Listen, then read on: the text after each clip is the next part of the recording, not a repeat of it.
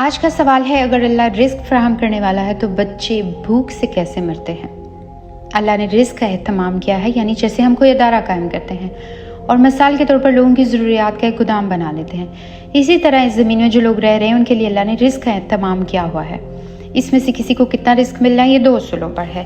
ایک یہ کہ اللہ اپنے امتحان کے اصول کے تحت کسی کو رزق دیتے ہیں، وہ ایسے کہ ایک شخص ہے اس کو کسی بہت امیر آدمی کے گھر پیدا کر دیتے ہیں، یا اس کا بہت سا خزانہ یا لاٹری نکل آتی ہے، یا اچانک اس کو کوئی چیز مل جاتی ہے۔ دوسرا یہ ہوتا ہے کہ انسان کو اللہ نے بہت سی صلاحیتیں دے کر پیدا کیا ہے، ان صلاحیتوں کا اس دنیا میں ظہور ہوتا ہے، ان صلاحیتوں کے لحاظ سے مجھ کو آپ کو محنت کرنی ہے۔ اس کے قوانین ہیں، یہ بالکل سائنسی طریقے کے ہیں۔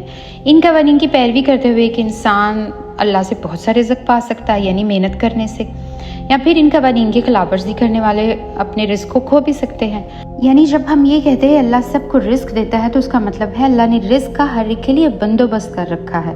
اس کے بعد یہ رزق اسباب کی دنیا میں ملتا ہے، یعنی اگر کوئی گھر سے کام ڈھونڈنے نکلے ہی نہ، جاب کے لیے اپلائی نہ کرے، علم حاصل ہی نہ کرے جو کسی جاب کو حاصل کرنے کے لیے ضروری ہوتا ہے، کسی ہنر کو سیکھنے کے لیے تیار نہیں، تو پھر وہ رزق نہیں ملے گا۔ تو یہ دو چیزیں ساتھ ساتھ چل رہی ہیں۔ اللہ کی یہ عنایت ہے کہ اس نے ہر ایک کے لیے اس دنیا میں رزق رکھ دیا ہے۔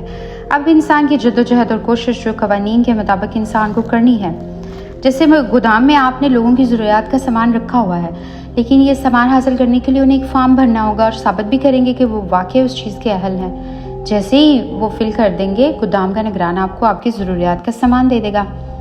یہ قانون ہے جس پر دنیا چل رہی ہے، اس لیے جب لوگ یہ بات سنتے ہیں تو وہ خیال کرتے ہیں میں گھر میں بیٹھا رہوں گا اور رزق چل کے خود میرے پاس آئے گا، آسمان سے کوئی فرشتہ اترے گا اور ہمارے بستر پہ چھوٹ جائے گا۔ یہ اصول اس دنیا کا نہیں ہے، یہ جنت کا ہوگا۔ وہاں چونکہ کامیابی حاصل کرنے والے لوگ جائیں گے تو اللہ انعام کے طور پر وہاں اس طرح رزق دے گا۔ یہاں پر تو رزق حاصل کرنے کے لیے محنت کرنی ہے، جدوجہد کرنی ہے۔ اب سوال کے اس حصے کی طرف آتے ہیں کہ بچے بھوک سے کیسے مرتے ہیں۔ بچوں کو اللہ تعالیٰ نے ماں باپ کے گوشت میں ڈالا، اور یہ ماں باپ کی ذمہ داری ہے کہ ان کے لیے رزق فراہم کریں، ان کے لیے رزق کما کے لائیں، اور جب ماں باپ نہ ہو تو پھر معاشرے کی یہ ذمہ داری ہے کہ ان کو رزق فراہم کریں، اور اگر معاشرہ بھی اس کی دیکھ بھال صحیح نہیں کر رہا تو گورنمنٹ کی ذمہ داری ہے کہ وہ اس کی دیکھ بھال کے لیے اسباب پیدا کرے۔ بچے بھوک سے تب مرتے ہیں جب ایک فرد اپنی ذمہ داری پوری نہیں کر رہا، معاشرہ نہیں کر رہا، حکومت نہیں کر رہی۔ اللہ تعالیٰ ہمیں توفیق دے کہ بحیثیت انسان ہم اپنی اچھی تربیت کر سکیں۔